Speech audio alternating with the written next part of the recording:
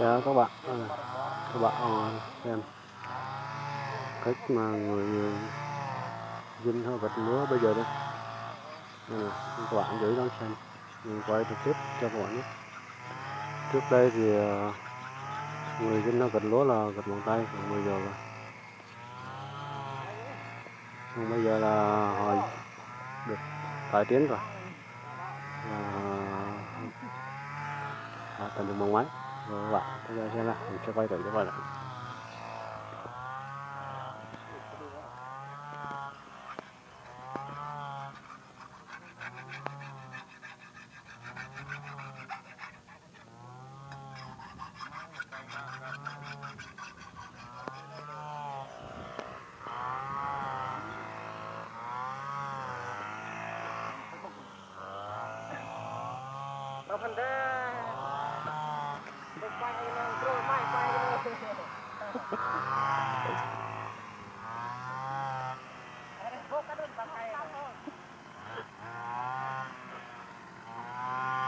Ra rồi.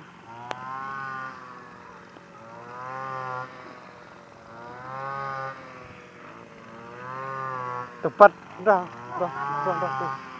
Gót. Quay mày đẹp trai rồi. Này là anh chàng đẹp trai này. Đẹp trai nhất làng đó.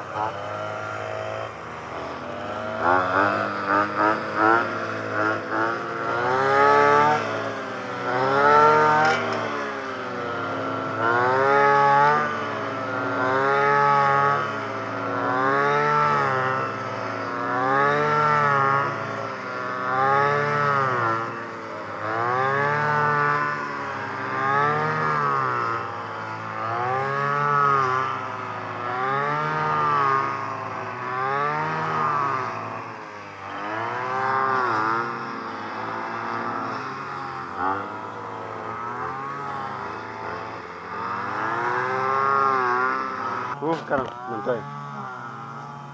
Hai. Hai.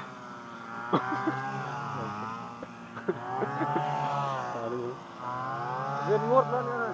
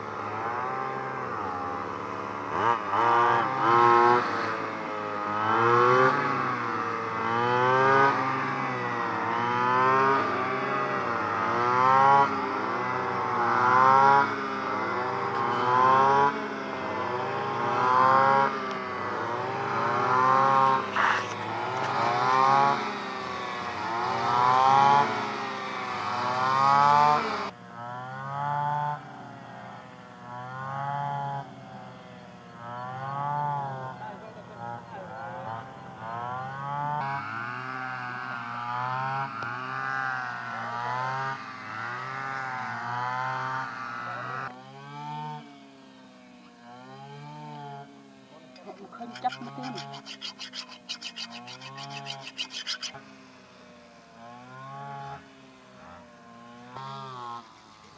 Đấy này các bạn, được thành một cái dải đường như này.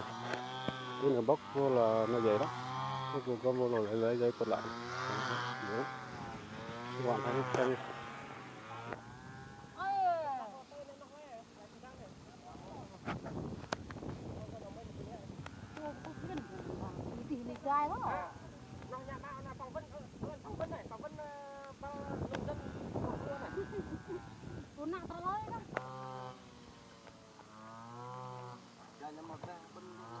Quay nữa nè.